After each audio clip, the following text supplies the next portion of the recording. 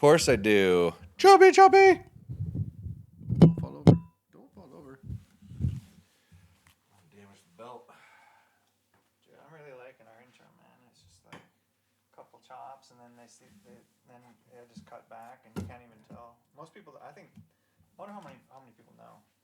They know, but not all of them.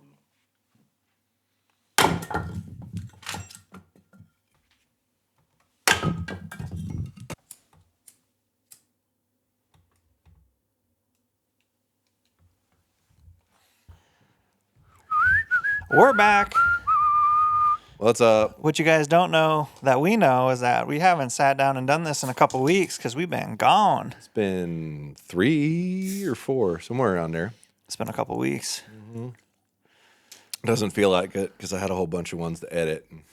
So I was watching them only a week ago or a week and a half ago. But yeah, no, it's been a little while. We got a hot podcast in the hopper for these guys. Do we now? Oh, yeah. Do we need to explain this? Yeah. Is that what we need to do? Yeah, we need to go right there. You're double cheeked up, dude. Look at that thing. I know. This was Brandon Austin's drunken idea one night that he ordered a antelope championship belt. And you can see a real antelope on there. Like, yeah. We probably should have shot that close. Yeah, but you can see there's an antelope. Right here, there's an antelope, and it says Team Speed Goat, and it says beer. And that's not for drinking beer. That's the noise an antelope makes when they blow at you.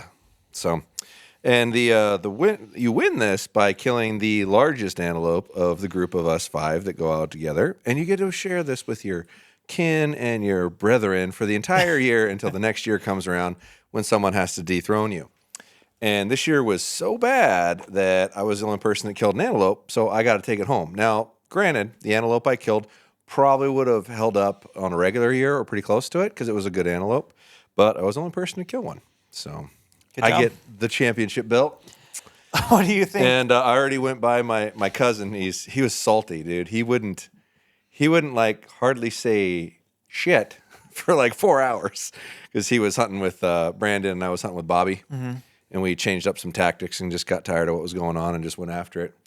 And yeah, like he wouldn't hardly say anything to me for like 4 hours. And then after that, he finally got a little better. But he's horrifically competitive, much like myself. And I wasn't shy about trying to rub it in his face a little bit. But yeah, I wore it that whole evening when we got back to the house. And I wore it till I went to bed. Mm-hmm. Put it on the passenger seat on the way home, sent him pictures of it. And then he left a couple things over here before we left. And his job site's only like 5 minutes away. And I had to run some errands anyway, so I went ahead and drove by his job site to bring him his stuff and wore the belt in. Said, just thought you might want to see it again. Here you go. You want to take a look? Bragging rights for a whole year, dude. Yeah, which I thought the idea of this was ridiculous at first, but we all were like, we almost burned this thing the night before I shot my antelope, which was the last day we were hunting, because we figured it must have been a jinx because it was horrible, horrible year. In fact, I suggested it when we got back. Like, we throwing this thing in the fire pit and lighting it up or what? So fortunately we didn't, and I managed to break the jinx and shoot a Pope and Young antelope, my largest antelope to date. Nice job. My 3rd year. Didn't get one the first year, shot a buck 2nd year, and then Pope and Young. Well, let's roll back the clock, give them the full story. So you're going down there. So we're going down to Idaho, and you're going to ask me where, and I'm going to say Idaho. Say Idaho. Yeah, it's so Idaho. And get down there, and it's like, normally it's a very dry, hot, miserable hunt. And you look at the weather, and it's like 80. Like for highs, maybe 84 one day. 80, and maybe like a nighttime of 50, 55, something like that. Yeah, it's like it's not hot. And then you look at the weather report like you're not a little sweating more. Your beans off? No, not terribly. I mean, you hike and sweat your beans off, but not just standing there sweating your beans. And you look at the weather report a little more thoroughly, and it kept changing. And it's like, oh, thunderstorms, lightning storms. There was one day that it wasn't thunder and lightning the entire time. And I burned my scalp, like I had skin peeling off and everything when I got home because I wasn't wearing a hat. And I actually had to put a hat on for the first time in like a year and a half because it was so bad. I couldn't go out in the sun again at all. But yeah, it was really weird. It was a really weird year. It was the lowest amount of antelope we've ever seen by a long shot. And I bet you it was maybe 25% of the antelope we'd normally see, something like that. It was just really, really bad. And the other thing that would typically happen, like traditionally you're trying to find them near ag fields, that kind of deal, where it meets like BLM. That's typically where you're looking originally. Places they would normally have a lot of food. And normally if you scared them, they'd run away, you spooked them, but they wouldn't run that far because they wanted to go back to the field. That did not happen this time. Yeah, When the you typical spooked 'em- antelope program is they'll like run to the next hillside and look back at you, right?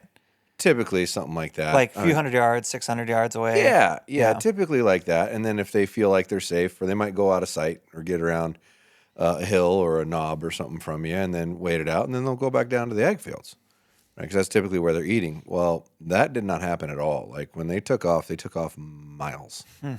And I don't think it was adverse hunting pressure because we only saw hunters one other time. I was going to ask you that. Yeah, how was the like public land shenanigans? Nobody. Like nothing. But we did take No fucky time fucky. off, and so we had days that weren't on the weekends. So You're there, weekend warners. But we did see on Saturday, the day I shot this antelope, we did see one other hunter. It was the first time we'd seen another hunter, and we never saw hunters where we would typically go. Period. So it wasn't that. I really truly think I've kind of racked my brain on it. I haven't seen reports of horrific winter kill in the area I'm in. But the one thing that does make sense is most of those animals are migratory and nomadic, and they go down lower as the grasses dry out. And it's been rainy all year down there, and it's not normally. So I think they were just higher up and farther away because they have to travel into the unit I'm hunting in. And I think they were in a unit I can't hunt in and hadn't migrated over yet because the grass is still there. Like No, traditional climate is like high desert, right? Yeah. Like sagey, crusty, rattlesnake-ish. Yep. Yeah. All those things, that type of environment. And everywhere you went, there was green grass in the sage, like that high. Like, what the frick? Like, and that's normally like dry, crunchy, no green, all yellow. Like they had food. They had food everywhere, like everywhere. So my conclusion was that they just didn't migrate. And that's why we were only seeing the local antelope, not the migratory antelope that you'd normally see. And that's why we didn't see very many and why it was really difficult. When you start pushing them around a little bit and they kick up more and they kick up more and they all run off in different directions and whatnot, but you see more antelope. So you have more ideas. Oh, I think I can sneak around and get to where that one is and get a reasonable distance of a shot. And there just was not that at all. We had one day where 4 of us were each on a ridge, probably 500 yards apart, 700 yards apart, working our way down this whole system. And the same 5 antelope ran near each one of us twice. And that was the only antelope we saw that day. You guys aren't like waking up early on an antelope hunt, are you? Not typically, no. Yeah. Because you're not typically trying to glass them while they're going back from the fields because they're usually still in the fields. Like you can sleep until the sun comes up without too much of an issue, which is kind of nice. But you're hunting all day. You're not, okay, it's noon, it's time to go take a nap for a little while, have a sandwich and find a shady spot under a tree and hang out for a couple hours and just, waste the day away. You're moving around, readjusting, hiking all day long. And traditionally in really hot, crappy weather. Like it really sucks. It's great when it works out, but the heat is kind of necessary for the success of that hunt. And if it's not going to be there, you need to hunt in a different area. And because of the way Idaho does their tags, there are small vicinities that you have to stay in. Like you can't just go, well, they're not here this year. We need to go to this one, right? You can't do that. You're stuck there. So unfortunately for non-resident, it is what it is. But we hunted every day, relatively religiously. I think there was the other thing where we're at that I wasn't aware of until some of the guys that were from there that I'm with were like, yeah, if it rains a certain amount, you can't go up here because the mud is all bentonite. So it just turns to freaking a slimy, slick show because you're driving rigs through BLM stuff, right? And trying to get over to this area and then hiking from there. Well, a lot of it, you just can't go. So there was one night we were back at the house like 2 hours before dark because the thunderstorms were coming in bad and you need to get down to ground level elevation or you're not getting down. You're going to sit up there until it dries out because you will get in a wreck trying to get down. because some of it's kind of sketchy what you're going on. But as long as it's dry, Clay or whatever. yeah. Well, a bentonite's like slimier than clay, so they use it to line wells or something. It's really sticky and bondy, and it doesn't come out of your tires. So when you're driving, your tires turn into a solid slick, and you're just That country is sneaky steep, dude. Oh, it's yeah, there's steep, but it's there's also sneaky steep. There's some sketchy stuff, like really sketchy stuff. I took my brand new Ford through a lot of that stuff when I went down like a couple trails, and it was one of those situations where you're going downhill and all of a sudden it's a point of no return, right? Got myself into some nothing that was scary, but close. You know what I mean? Yeah. Yeah. So, and I got to break in my new Polaris Expedition that I got right before I left. That would be the sealed cab 4-door with AC and power windows. That was so nice. Usually it's just hot and dirty and just nasty. And that was pretty cool to cruise around, and I had a lot of fun in that and whatnot. But yes. yeah. So years past, a good day you might have seen how many antelope? Hundreds. Yeah. Okay. And then this year, a good day you seen? The best day we had, we saw like 30, and that was the first day. And my my cousin, the guy who was all bitter and sour about the belt, hadn't shot up close in like a long time. He's had the same bow for like 3 years. Has it all Is this sighted the cousin in. we accused of not practicing? This would be the cousin we accused of not practicing. Justice? Yep. Justice Yeah. Snyder. Yes, sir. Edgeholmes, Recent Spokane. podcast. yeah. We'll see if we We talked about that recently, right? Yeah, we did. him and Jake. I says some bitch doesn't practice, and practice, you bastard. Yeah. But he actually ended up where he shot his antelope last year that I was with him when he shot it. I was glassing for him and spotting, and he snuck in on it and shot it. In any event, we're way separated. Like he went one way, I went another way. We're probably a mile plus apart. And he found a group of antelope, and it was like 2 bucks, one big buck, like bigger than the one I shot, and a small buck, and like 20 does. And they're all nestled in the same place that we had snuck into the last year where he shot his at. And he calls me, and I can see him. I can see where he is from where I'm at. Like I pull up my binos and look at it. I can see the fence row that he's on and where the goats are, and I can count them. I can see him over there. They're little specks at the distance I'm at, but I can see him with my binos. And he's like, "Can you see where I'm at?" I'm like, "Yeah, I see where you're at." He's like, "I can get over to this rock over here, and I think I have a better shot." And I'm like, "Which way is the wind blowing, and what's going on?"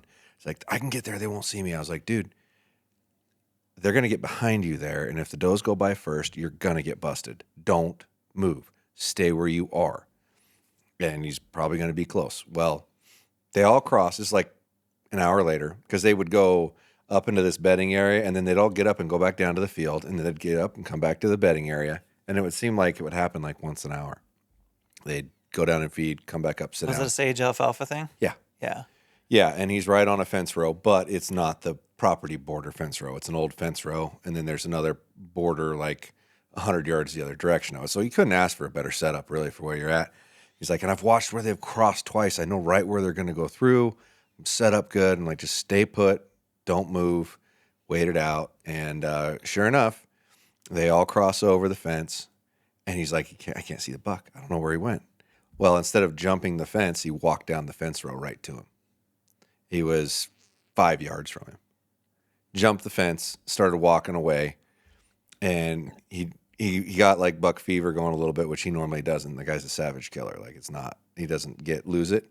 And he was trying to make sure his sight was all the way up, and it was like he couldn't get it all the way up. Sometimes when it happens fast, you don't have a time to get your heart rate down. And he thought he would be clever, and he started his first setting on his sight at 30 yards to try to get his range out a little farther on his movable sight. Well, he'd never shot closer than that. And this antelope, when he shot at it, was 13 yards from him. Dang. Which, for those of you who don't know, understand your aeroballistics, like depending on how fast your setup is, somewhere between 12 yards and 17 yards is the apex of your flight, right? So you're not going to hit higher out of your bow than that point. And he just happened to be at that yardage. So he pulled back, aimed on his heart, and took hair off his back. And that was his opportunity. And he was like, oh, it'll only be a couple inches. I was like, dude, that's like 10 inches. I guarantee it. We get back to the house. He refuses to shoot that night. We get up the next morning, and I said, before we go, okay, go aim at that dot and shoot up there. And it was like that. Just like, he goes, God damn it. Yeah, so he, and it was the biggest antelope that anybody had ever killed, according to him, just super tall. And yeah, had no idea he was there. He turned around and looked at him right before he shot, and he's like, what the hell are you doing here? And whoop. Dang. So would have been, he would have held the title. So he's been hunting down there with Brandon for like 13 years. So that's part of where the salt comes from. That's where the salt comes from a lot. So he's been hunting down there for like 13 years, and I think they've killed 8 or 9 antelope each. Like Justice is one ahead of Brandon on how many they've killed, and Justice told me, you're never going to catch me, no matter what. You'll never catch me, because I only started 3 years ago. Like, well, I'm one closer now. Yeah. So fast forward us through the week to your hunt. So we go through the whole week, and just like every day is getting a little worse mentally and emotionally, because it was just terrible. It's like you're covering ground, you're glassing everywhere you'd normally see antelope, and there's just no antelope. You'd go hike for 4 miles, go through draws and whatnot. And mind you, there's 5 of us going through different draws. They're all connected to each other. It should jump an antelope up to where it goes over towards one of the other people. It's kind of been part of the technique of how we've hunted. You're going to push them around, and hopefully you're pushing them into one of your buddies, or they're pushing them into you. Not deliberately. It's just we're trying to find them, sneak up on them, and if you blow a stalk, they take off running. Well, hopefully they run by somebody else, right? And it's actually been very effective for the years that I've gone. And we're all doing this, and we're not seeing any. Nothing is more discouraging than hiking like 4 miles in nasty terrain and not even seeing a doe. Like, what the heck? When you're used to seeing a lot. Like every draw you go down, you'd bump antelope out of it. It's part of the fun of that hunt, right? It's like it's target rich, typically. It is. And it was just bizarre. But so the second to last day, Brandon and I were hunting together that day, and we ended up back at the house 2 hours early because we got rained out. And we get back to the house, and then Bobby and Justice and Pappy got back shortly after that, and I looked at Bobby and goes, get your Onyx out. We're going somewhere else. Find somewhere else where there's a lot of terrain we can cover, and we'll drive. We'll load up my my expedition in the pickup and drive down there and drop it off, and we'll just cover ground. Like, I'm not doing this again tomorrow. This is stupid. Like, there's 5 of us. We know there's like 50 to 75 antelope in this vicinity, and you guys want to go back to another part of this vicinity and push the same 75 antelope. I'm like, that's fine for 2 people. It's not good for 5. This is dumb. We're going somewhere else. Pulled a little audible. Yeah, and last year when I shot my antelope, Bobby was my wingman then too. Were the guys bummed? Were the guys bummed because you were going somewhere different? Or? Nope. No. Cool. They were more like, well, that's less people to deal with. We'll get it done. They typically do what they think is going to be most successful for them, and it's all on your own. And Bobby and I have more of a similar mental mindset, and Justice and Brandon kind of have a similar mindset, so it works out okay. And Bobby pulled out his Onyx and started looking and figured out, it's like, all right, we can drop the truck here, and we can go all the way up here, all the way up here, all the way over there, all the way over there. Tons of ground to cover, lots of visual stuff. And so that's what we did. Jumped in the truck early that morning and drove an hour from where we were, dropped the trailer and started driving the expedition around. And first hour and a half or 2 was pretty discouraging because it's like just huge country. You can see everywhere. And there's still, terrain and contours and whatnot to where there should be things hiding down in it. And you still didn't see a freaking antelope anywhere. I'm like, what in the heck? And we're an hour from where we were. We went from like one side of the area we're allowed to hunt to the complete other side of the area. And getting a little discouraged, and then drove down this one road and actually see a little buck bedded down. And so jump out and try to put a stalk on it and whatnot. It's all BLM, so you're all safe and fine.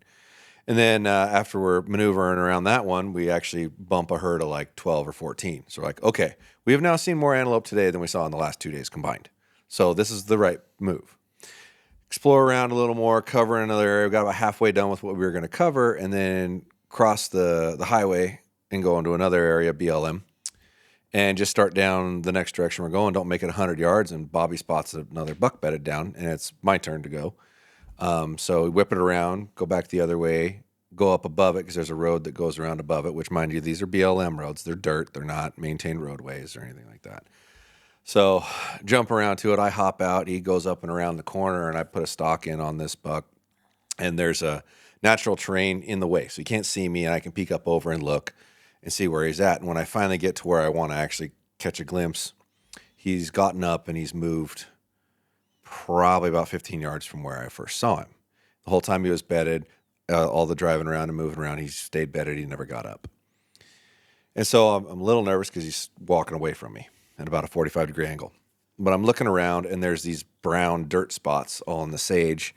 And he goes up to the first one, he starts pawing at it, and then he pees in it. So I'm like, okay, he's working a scrape. So I started looking at where the dirt spots were, and I could kind of figure where he's probably going to walk. And as he's walking away from me like this, the natural terrain I have to hide behind is kind of contouring, but I'm behind him like this. So if I beat feet, I can get up to like here as he's going to go over there. So I figured that was my best position to be standing at and best opportunity to shoot him at. We're looking at like the fourth one that he was going to be at. And so I got all the way up there as quick as I could, and sure enough, he stopped in each one, peed in it, hoofed in it, peed in it, and moved to the next one. And he got to the fourth one, and he stopped, turned broadside, and just presented up towards me. And I drew back, anchored in, breathed out, breathed in, put my thumb around it, came back down to him, and it was like all of a sudden my oxygen was all gone. I'm like, what the hell? So I breathed out and breathed in again, started it again. I think my heart started going or something. I don't know. I got excited. Nestled in on him, put around it, and just push, pull, push, pull, push, pull, push, pull, push, pull, bang, and thwacked him. And I'm not like trying to brag or nothing, but it was the purest shot I think I've ever made on an animal. Because I do have a tendency, as do most hunters, especially if it's close, like if it's 40 yards and in, when you nestle in and everything looks really good, you still just want to do don't do that Joel Turner thing where you, right? You know, and I made a really good controlled shot. There's almost something about a longer shot that forces you to be more conscious, right? Well, yeah, you see the movement more and it doesn't look as stable, so it kind of forces you to do it. But,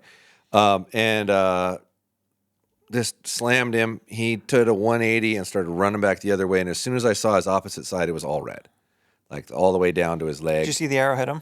No, I did not see the arrow hit him. It was too bright, so I couldn't follow my lighted knock, and it was a little far away, so it was hard to follow it the whole way. But he immediately death run, balls to the wall. He must have covered 200 yards in 8 seconds. There was a little wash with a overgrown sage in it, and he hit that, barrel rolled, got up, and kept running in 8-9 seconds. I was able to watch him all the way to where he stopped, hollered at Bobby to come back. And then once he got back to where I was, he put the spotter on him. And once he had him squared up, I was like, all right, I'll go find my arrow. And you keep eyes on him and, see if you can see the grass moving in front of his mouth. He was laying down, looked dead, but you never know, and I didn't want to bump him. And he was in a good spot position, so I was like, you stay here and I'll go in on him and make sure he's not going to get up, and at least you can see where he goes if he gets up. No. And couldn't find my arrow. Trying to find exactly where he was standing. I couldn't find any blood or anything like that. And for the amount of blood that was on him, I was surprised. But he took a picture with his phone in the phone scope, and drew a circle around it and wrote dead underneath it. And I got that as a text, like before I even got to where the arrow was. All right, I'll walk over there. And sure enough, he was out, and he ran almost all the way to where we were when we first saw him. So he was only like 5 yards from where we could drive the expedition. Oh, wow. Yeah. So, and that was at like 2:00 on the last day. So the last day of the hunt Dang. for me. And we were an hour from the house, which we have a walk-in cooler there, which is great for, when it's really freaking hot. So we took a bunch of pictures, gutted him out, threw him in the back, drove back to the pickup, loaded it up, drove back to the house, caped him out, hung him up, hung the head and horns up in the walk-in too, because it was all hot. And by that time, the sun had come out, and it was like 85 all of a sudden. Jumped back in the truck, drove back to where where did we go? Oh, yeah, went similar spot, similar area, drove back, and then hunted with Bobby the rest of the day trying to get him on an antelope, and didn't see an antelope the rest of the day. Dang. That was that. So what was the impact report?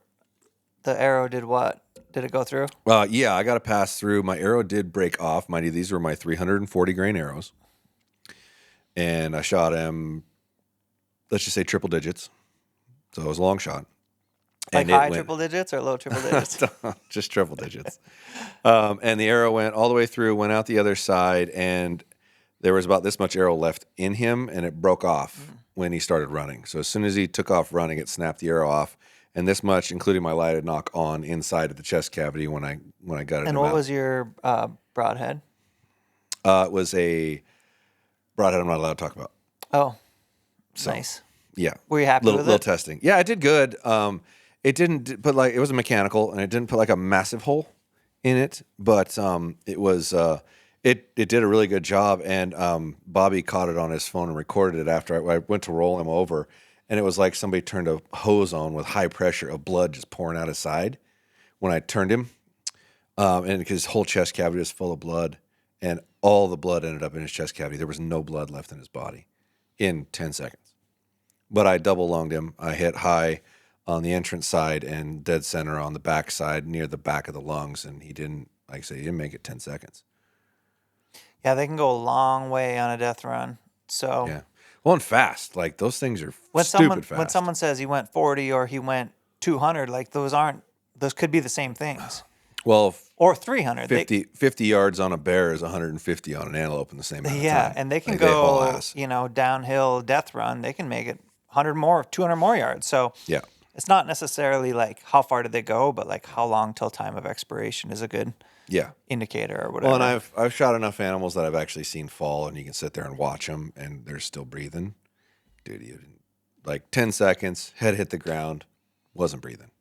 I didn't have the spotter out to check, but by the time Bobby got there and put the spotter out, no breathing.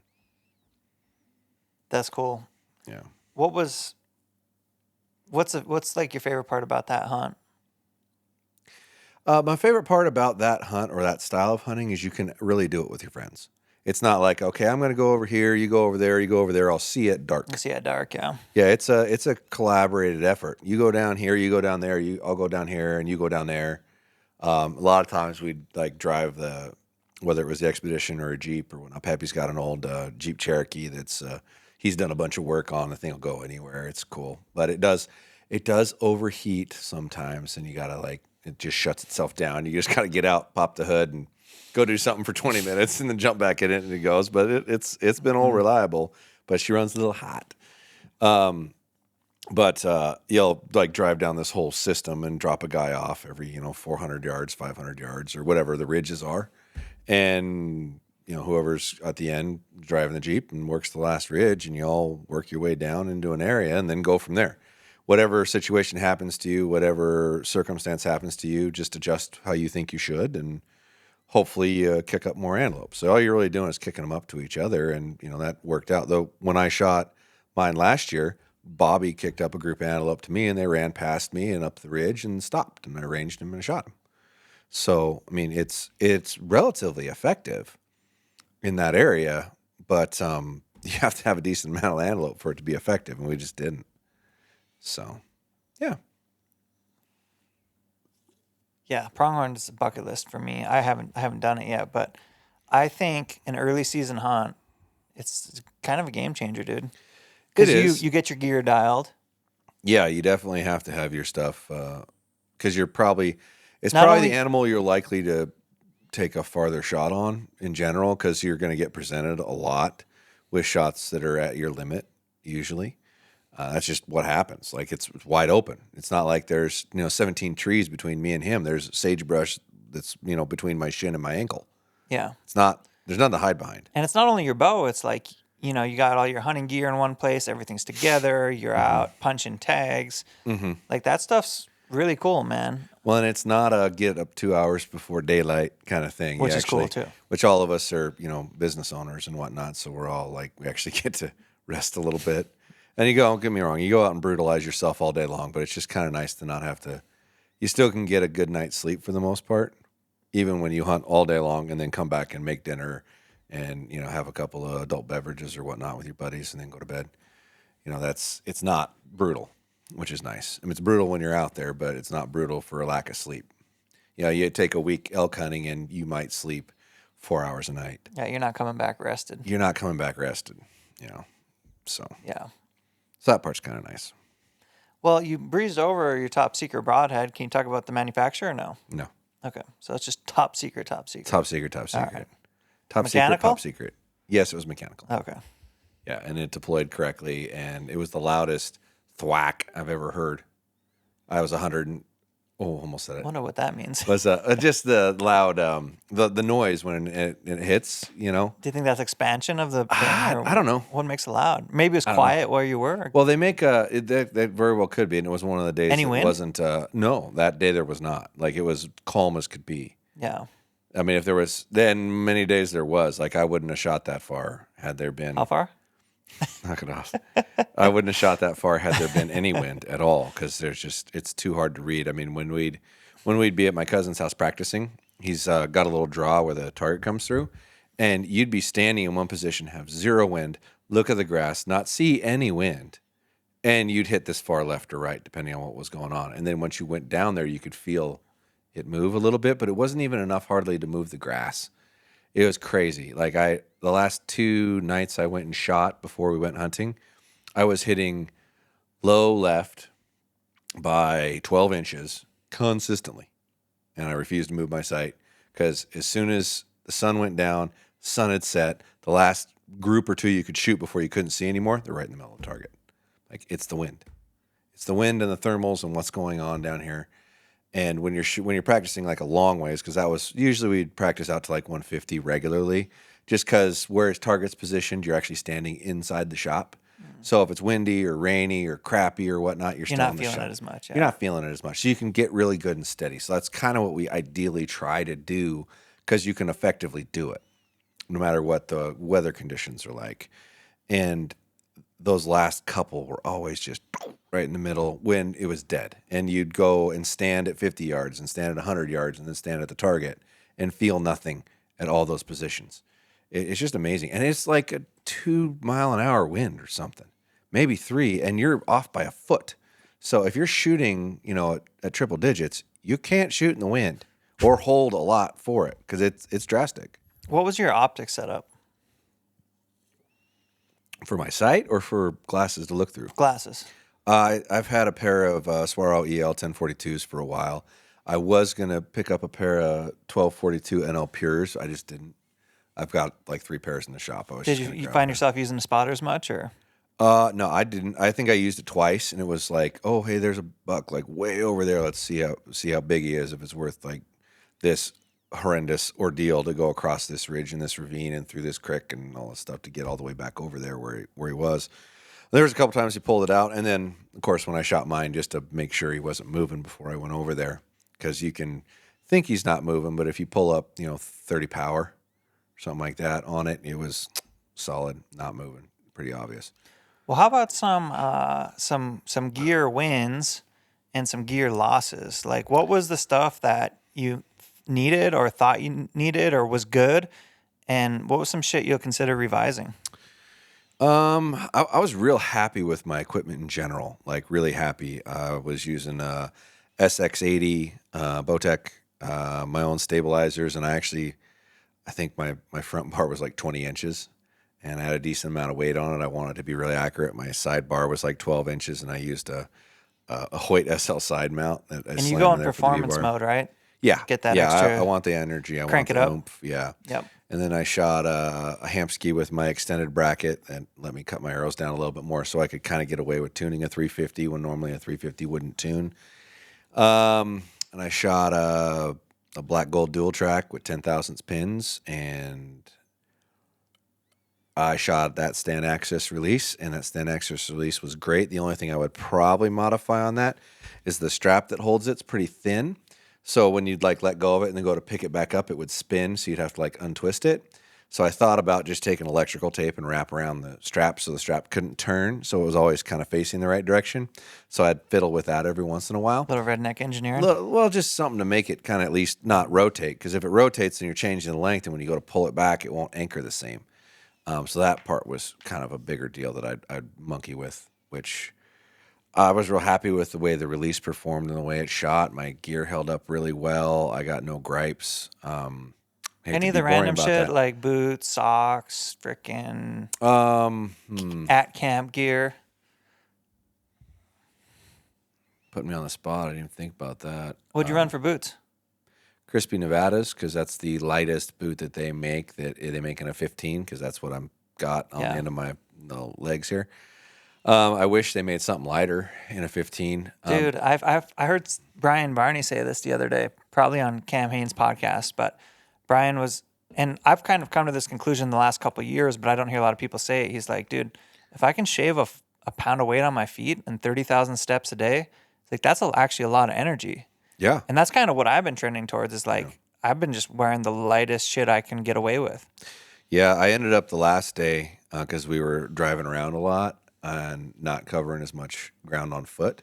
I had a pair of Merrell, I'm trying to remember what they call it, because Merrell's one of the only hiking boots that comes in a 15 or bigger.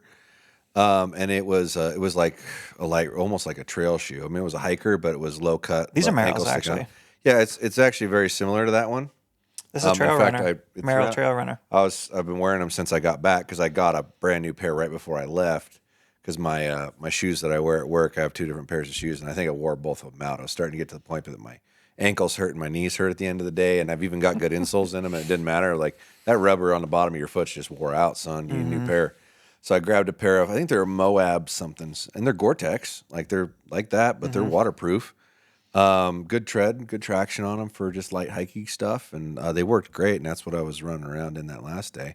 And in hindsight, I saw Brandon had a pair of Solomons on that were like trail running. People dig hikers. Solomons too. Yeah. I've heard a lot of good. Although their selection of 15's piss poor. They have a couple, but they're not a whole lot of options. But he had like ones with the little twist knob on them and the wire, like legit, like I'm going to run in the woods kind of boots. And he definitely covered more ground than anybody. But he's into trail running. That's kind of one of his hobbies. But I saw those on him, and I'm like, what am I wearing these heavy boots for? I mean, a Nevada's a 7-inch full grain leather with a rubber rand all the way around it, and great support. Throw a pack on and go up in the mountains. They're awesome. But if you're not really doing that, it's awfully heavy, and your feet are pretty warm. So, and my feet felt great that last day as far as they weren't heavy and they weren't hot, and you could move pretty quick. So, I wish there's one of the boots that Crispy makes is available in a 14 that's lighter that supposedly runs big. And I had a pair for a day, and another customer of mine that has the same size foot I have said, hey, have you ever tried these? I was like, well, it's funny you say that. I just got a pair yesterday. I just put them on in my house and walked around the house and to see how they fit. And I think they're going to fit. He's like, can I try them? And I ran up to the house and grabbed them and brought them back. And he's like, will you sell these to me? Like, yeah, sure, fine. And I never replaced them. Dang. Should have, never did. And then just another one of those slipped my mind. I'm too damn busy. And I'm trying to remember which boot that was, but it's one of the lighter ones. It's not the lightest one. But Yeah, I've been kind of a boot whore through the years. I've tried a lot of different stuff. You ever try Zamberlins? I have not, no. They don't have a lot of different options, but they fit my feet the best. And they make like a couple trail runners that I got to buy a pair that I'll just try whatever, hunting light country or whatever. Yeah, I've heard really good things about Zamberlin. But once again, I want to say I looked and they don't make crap in my size either. Yeah, it's not easy. I remember met Derek Wolf at I think it was Utah's Tack, and he had a pair of Nevadas on because he's got a giant foot because he's a giant Viking dude. He's like 6'8" and 280 or something. But he had like a 15, 16 foot, and it's like, that's all I can find.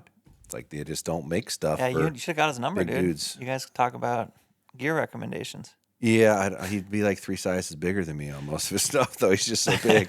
It's not just taller. He's like jacked. Cool dude, though. It was real nice.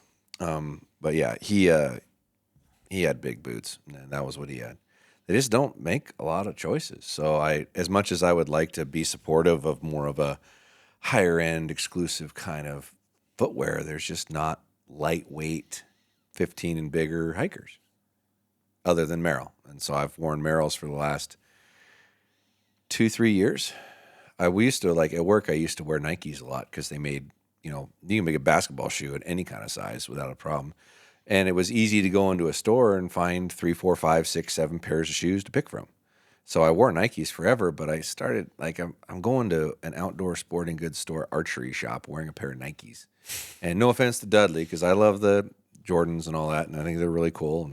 And, but I don't want to support that. Like, I shouldn't be walking around my business and wear that. So I did a bunch of searching to try to find hikers that were available in a 15 that were still more like a tennis shoe, lighter weight and whatnot, and settled on Merrells. And I think I bought like 6 pairs of them, and I've damn near wore all of them out. It's time to buy another 4 or 5 pairs because I'm on my feet all day long, and I'll put on 20 to 25,000 steps.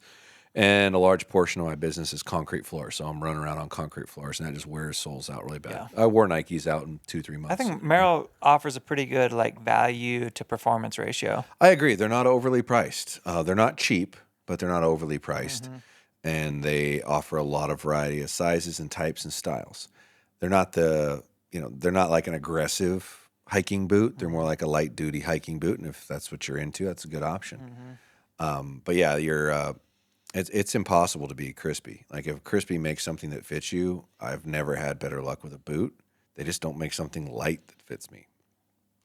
And obviously they may have a footbed that's different than your foot. So if it doesn't fit and doesn't feel good, there's no point in doing it. Yeah. It's one of those weird things when people talk about boots. They're like, you got to try them till you find a pair. And the hard thing is you can't just try them. You have to like put miles on them. Exactly. So you got to go put 5 or 10 miles on them. And then you really know. But at that point, you're kind of pot committed. I guess you can always sell them used or whatever. But Yeah. it's kind of like it's not an easy thing to really figure out. Because No. especially your stiffer boots, like those things take a little while. Oh, they do. And, there's nothing more valuable and more important than good footwear.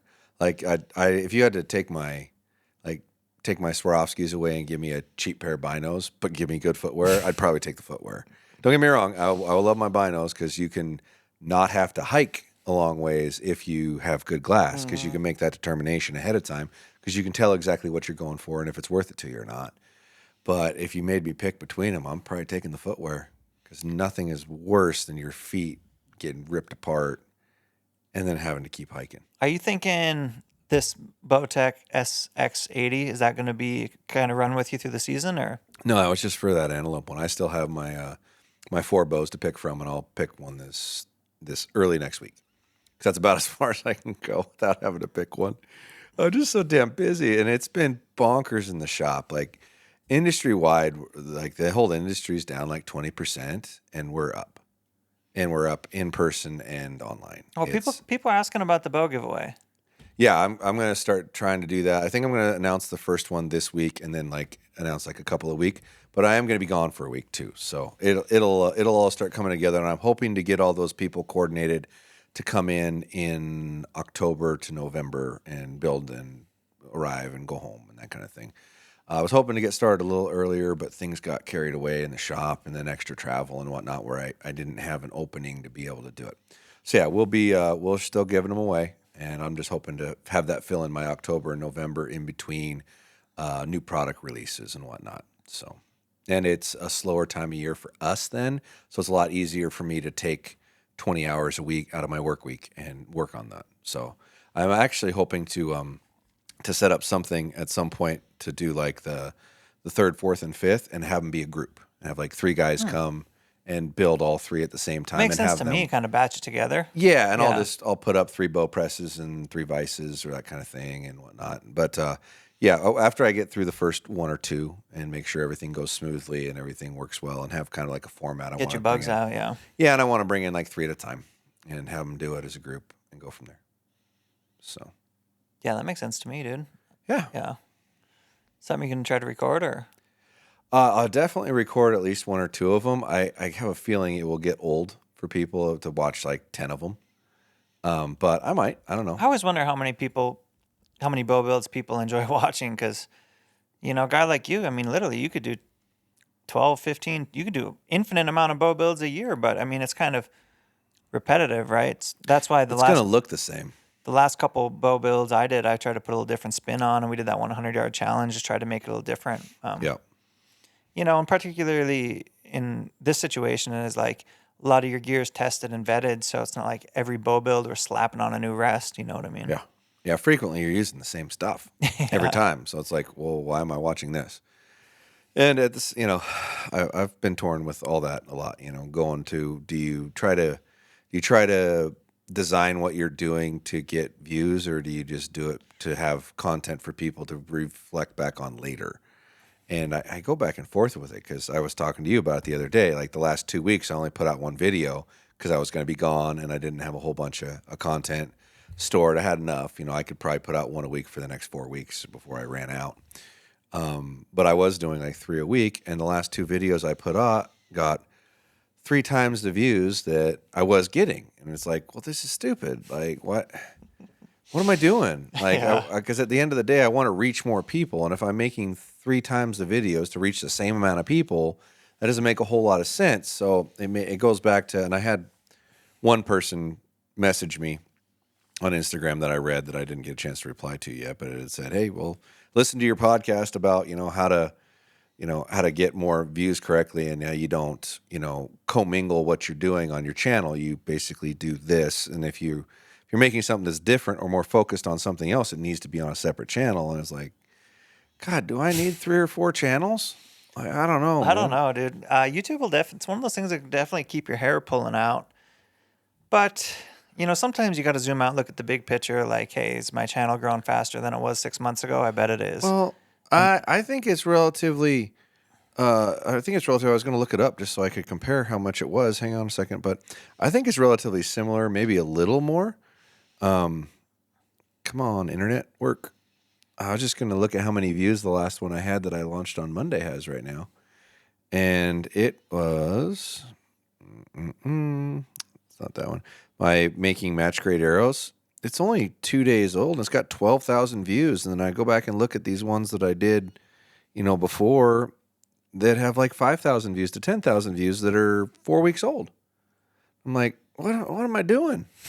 Like, that's just bonkers. And the one I made before, which granted it was an ultra view site release, which always gets a bunch of views, but that's got 21,000 views on it over 9 days. I really want to feel like I'm doing this to help people more than anything. But if you're not getting viewed as much, you don't get promoted as much, and then it's harder to get connected with people to do it. So it's like I almost have to play the game correctly to be able to make a bigger impact. Oh, it's frustrating, Tim. I think that you hit it on the head. You have to play the game correctly to make a bigger impact. Yeah. And if you want to reach and help people, reaching more people helps a broader audience. I don't know. YouTube, it's interesting. It's interesting. Ugh, it's frustrating. Yeah. It's really frustrating. So I need a product review channel. I need a tuning channel. I need a lifestyle channle. Yeah. I need, what the fuck? I don't know. God, it's not. We need a podcast channel, which is what this is. I would keep it under one umbrella for a while longer. Hit your rhythms, figure out your strides, and maybe eventually you do branch a channel or 2 off. Well, I have so much that I want to put out, like ridiculous amounts. If I only put out one a week, I'm barely going to cover the products, right? Like that, I could make a new product video once a week for a year. And that's about, I think, how long it would take to get through all the products for a year. Why? That's not working on any tuning. That's not any lifestyle. That's not any shooting. Any shooting. There's nothing. That's not any, any of their stuff I want to cover. It's like, well, what the hell am I doing? I don't know. This last 2 weeks, that's weighed on me because it's the first time since I started really ramping it up that I went back to 1 a week. I've done at least 2, even when my life was crazy. I was still doing at least 2 a week, no matter what. And the and I don't think it's those videos were just that much more trendy. The ultra review one, sure, but like making a dozen match grade arrows in 2 days, that's got 12,000 views. It's like that's more than most of the videos I made when I was making 3. You guys frustrate me. You really do. Yeah. Yeah, in due time, it'll all sort itself out. But, it's like learning anything. You just learn, evolve, chip away at it, and you refine the process. And yeah, it comes together for sure. And then, the macro picture, not the micro picture. Like, is the last 3 months better than the 3 months before that? Better than 3 months before that. And often if you look at that lifetime curve, there may be waves in it, but it's, it's got that upward trend that you want. Yeah. So, yeah. I did want to talk a little bit about archery. It's Archery Podcast with Josh and Tim. Josh and Tim, Fireside Chat, Archery Podcast. I'm going to ramp up the indoor thing. I'm going to shoot a lot of arrows this off season. It's exciting to me. I want to I want to shoot a 300. I'll talk more about specifically what that is or whatever, but I was thinking a little bit about this and the evolution of an archer. If we're to break it down into, and if you've never shot a round of Vegas indoors, would you say it's something everyone should do? Oh, 100%. If you want to be humbled, it's a really great way to do it, because when you put yourself in the same situation, in the same spot, shooting the same arrows over and over and over at the same distance, you are eliminating every variable but you. To me, it's the lab. Like, It is. controlled conditions, 30 shots, break it down, and then, the pressure mounts or the pressure adds, or you put 5 guys on the line with you, it adds pressure. So not only do you get the lab, but you get some level of perceived pressure. And it happened to me yesterday. I was on trend to shoot my best round of Vegas, and I kind of folded up the last few. And that was good because it's time under pressure that is a good thing to help you learn yourself. Being aware of where you're at and how many points you still need doesn't help you. I know it's not a good. No, I know it's not a good thing. I know It's in bad. golf, like in golf, it doesn't benefit me at all. Like I just wanted to be present, be in the moment. But whatever, I knew where my score was, and I know better, but I did it anyway. So what? It's cool. That was no different than Justin at Reading. Like Yeah. everybody in the group wanted to know where they were at with one target left, and he had his goal number that was achievable, and he couldn't make 2 perfect shots to save his life because he knew what he needed.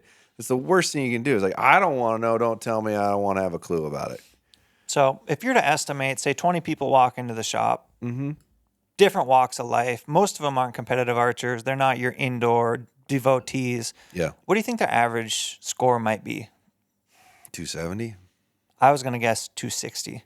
Yeah, probably 260, 270. Yeah. Depending on their ability. Well, maybe in 250. I was thinking 260 might even be high. But if we're to kind of break it down. Most people at that level wouldn't even shoot and keep score. Right. But if we're to break it down like 260, let's start at 270, 280, 290, 300. What are how do the fundamentals change or evolve as you work through those?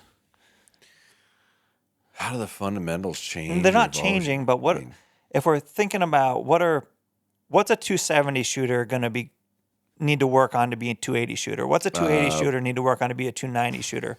What's a 290 shooter need to work on to get over that hump?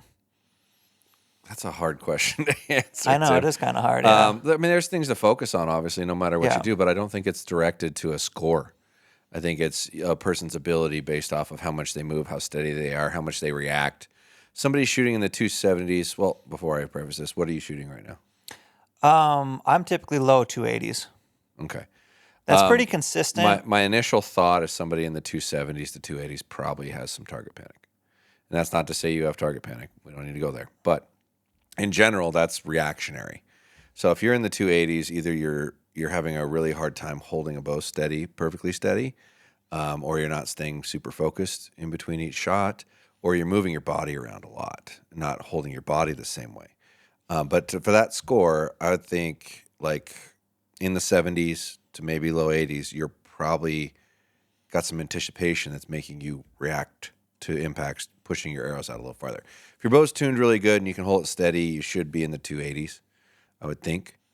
As you progress, I mean, it's a hard target to aim at, and everybody's going to be different. People can have blood pressure issues. People can have, muscular issues that cause them to be more inconsistent. People can shake. People's focus can be bad. People's vision can be bad. So it's hard to throw a number at an ability skill. Yeah. It really is. I was thinking part of that early learning curve was just maybe to break into the 270s from the 260s was just like consistency with Muscle memory, body orientation as far as how you grip it, how you make your release mechanism fire, just kind of honing as I think about the things that have been important to me. And this is more my journey is it's just kind of honing in on those variables a little bit. So you're gripping it a little more consistently. Your anchor points are a little more consistent. You're not, you don't have any weird ass face pressure. You're just kind of tightening up the variables. for sure.